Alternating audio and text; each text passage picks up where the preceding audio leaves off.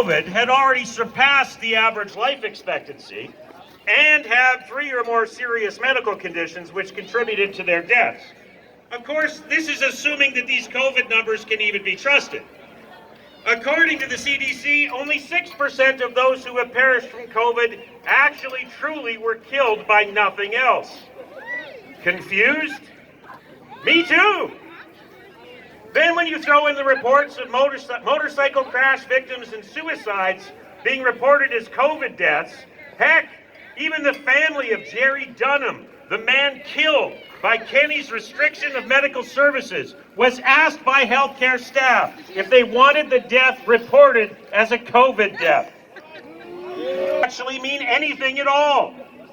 The case numbers are meaningless due to the misuse of inaccurate tests. The deaths are meaningless. You could die in a rock climbing accident and be reported as a COVID death.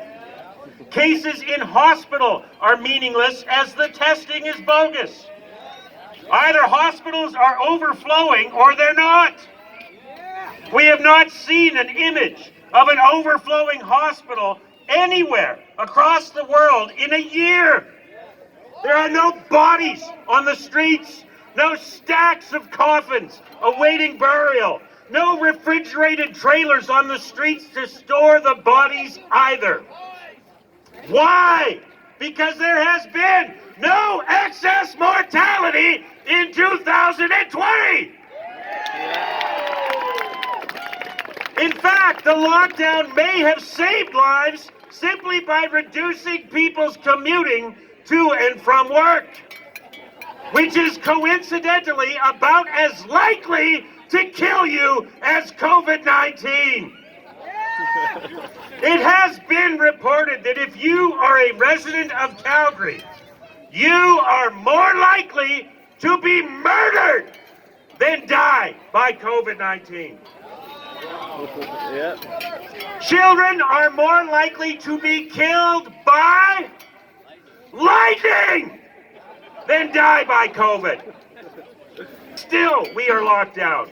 The borders are all but closed. I am still baffled that you can fly shoulder to shoulder, packed like sardines in an airplane, but cannot drive your own vehicle across the border.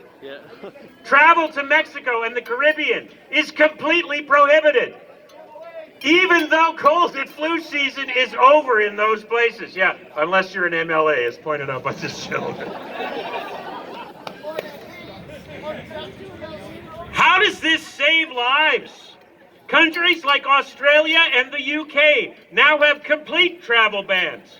If that doesn't scream slavery, I don't know what else would. A key part of living in a free nation is the ability to leave.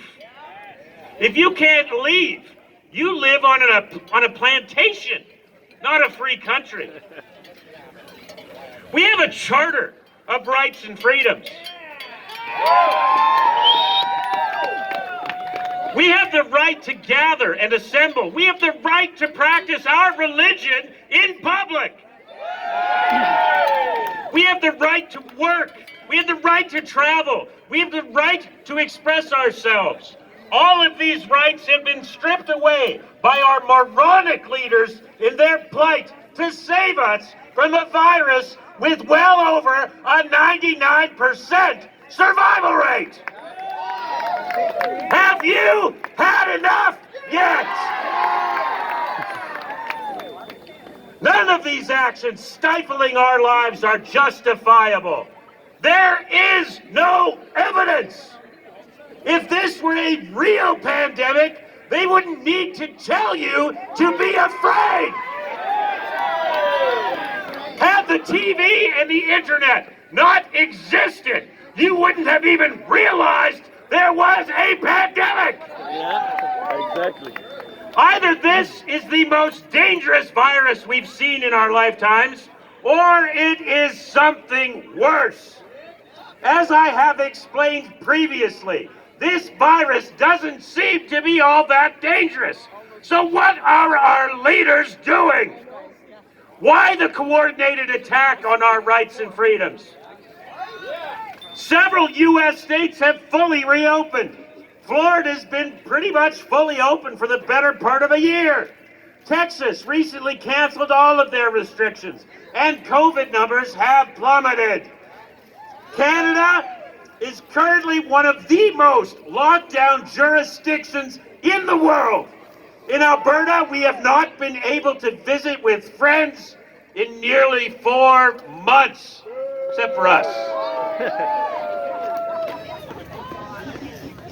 The disruption caused to our lives is on par with some of the most severe events in human history, yet hardly anyone has perished. What are we doing? Why are we doing this? Are we trying to eliminate COVID, or are we trying to eliminate freedom? If eliminating COVID meant eliminating freedom, is that a trade you are comfortable making? You guys sound awesome. I have examined the excuses given for this intrusion into our lives and found them wanting. There is no excuse for the rampant economic and social destruction these restrictions have wreaked on our society. The time to end this is now, Jason Kenney. This should have never happened. Never in history have we responded to a pandemic like this. We would have been better off doing absolutely nothing. Just like we did with SARS.